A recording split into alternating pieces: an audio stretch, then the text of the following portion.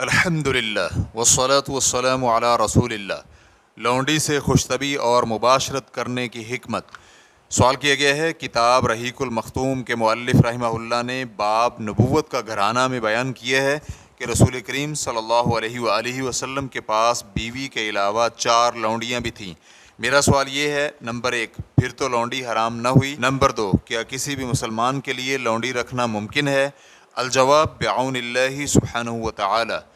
اللہ تعالیٰ نے اپنے بندوں کے لیے جو شریعت نازل کی ہے وہ بہت ہی بلیغ حکمت سے پر ہے، لیکن یہ حکمتیں صرف اسی کے لیے ظاہر ہوتی ہیں جو انہیں تلاش کرتا ہے، اور وہ اللہ سبحانہ وتعالیٰ کی تمام حکمتوں پر ایمان بھی رکھتا ہے، اور وہ اللہ تعالیٰ کی شریعت کے نتیجے میں مرتب ہونے والے مصالح اور بہتری کو بغور دیکھتا ہے، جسے انسان سرسری نظر سے نہیں دیکھ سکتا، اور خاص کر جب کچھ ایسے بدطینت انسان بھی پائے جاتے ہوں جو اس شریعت کی مخالفت اور اس پر اعتراضات بھی کرتے ہوں اور اسے وہ حق اور حکمت اور مصلحت نہیں سمجھتے۔ آپ کے سوال، لونڈی کے مالک کے لیے لونڈی مباح ہونے کا سبب کیا ہے؟ اس کا تفصیلی جواب کچھ اس طرح ہے، اس لیے کہ اسے اللہ تعالیٰ نے مالک کے لیے مباح اور جائز قرار دیا ہے۔ اللہ سبحانہ وتعالی کا فرمان ہے، والذین هم لفروجہم حافظون الا علی ازواجہم او ما ملکت ایمانہم فانہم غیر ملومین،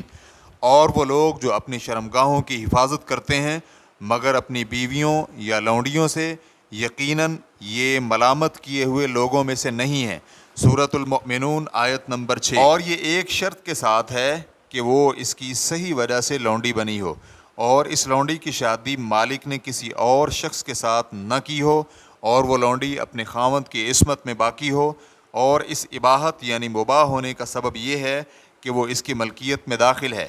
اس وجہ سے کہ اس نے اسے خرید کر مال خرچ کیا ہے یا پھر اس نے اپنی جان اللہ کی راہ میں خرچ کی ہے۔ شیخ شنقیطی رحمہ اللہ کہتے ہیں، غلامی کے ساتھ ملکیت کا سبب کفر اور اللہ تعالیٰ اور اس کے رسول کے خلاف جنگ ہے، اور مسلمان مجاہدین جنہوں نے اپنی جانیں اور مال اور اپنی ساری قوت اور جو کچھ اللہ نے انہیں دیا ہے اللہ کی راہ میں خرچ کر دیں کہ اللہ کا کلمہ بلند ہو اور کفار مغلوب ہوں، تو جب اللہ تعالیٰ نے انہیں قدرت اور طاقت دی تو وہ کفار پر غالب آئے اور انہیں اپنا قیدی بنا کر غلام اور اپنی ملکیت میں لے لیا۔ لیکن جب مسلمان حکمران اور قائد احسان کرتے ہوئے یا پھر فدیہ لے کر انہیں چھوڑ دے جس میں مسلمانوں کی کوئی مصلحت ہو تو پھر نہیں۔ ریفرنس کے لیے دیکھیے اضواء البیان جلد نمبر 3 صفحہ نمبر 387۔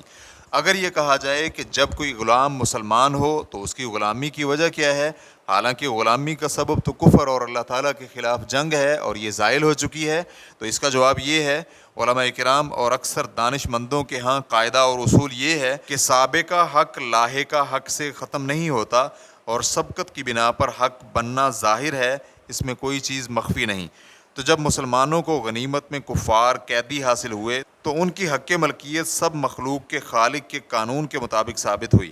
اور وہ خالق حکیم و خبیر بھی ہے، اس لیے جب یہ حق ثابت ہو گیا اور پھر وہ غلام بعد میں مسلمان ہو گیا اور اس نے اسلام قبول کر لیا تو اسلام قبول کرنے کی بنا پر اسے غلامی سے نکلنے کا حق حاصل تھا، لیکن مجاہد کا حق جو اس کے اسلام قبول کرنے سے پہلے کا حق ملکیت ہے وہ سبقت لے گیا ہے، اور یہ کوئی عدل اور انصاف نہیں کہ بعد والے حق کی بنا پر پہلا حق ختم کر دیا جائے، جیسا کہ وکلاء اور دانش مندوں کے ہاں معروف ہے۔ جی ہاں، مالک کے لیے یہ بہتر اور اچھا ہے کہ جب غلام اسلام قبول کر لے تو وہ اسے آزاد کر دے، اور شارع نے اس کا حکم بھی دیا ہے اور اس کی ترغیب بھی دلائی ہے، اور اس کے لیے کئی ایک دروازے بھی کھولے ہیں جیسا کہ ہم بیان کر چکے ہیں۔ وَتَمَّتْ كَلِمَةُ رَبِّكَ صِدْقًا وَعَدْلًا لَا مُبَدِّلَ لِكَلِمَاتِهِ وَهُوَ السَّمِيعُ الْعَلِيمُ،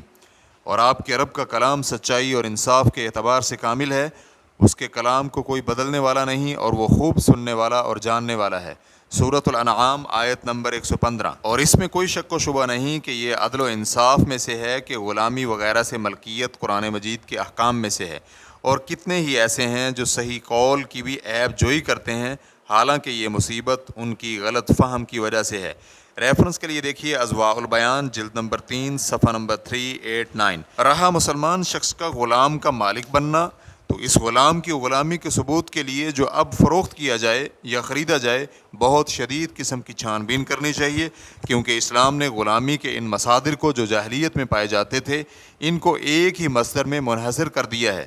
اور وہ جنگ میں قیدی بننے والے کفار پر لاگو ہوتا ہے کہ جب مسلمان کفار کے خلاف لڑائی کریں اور اس میں کافر قیدی بنیں تو ان پر غلامی کا لیبل لگ سکتا ہے یا پھر ان کی نسل میں سے ہو۔ واللہ تعالی اعلم۔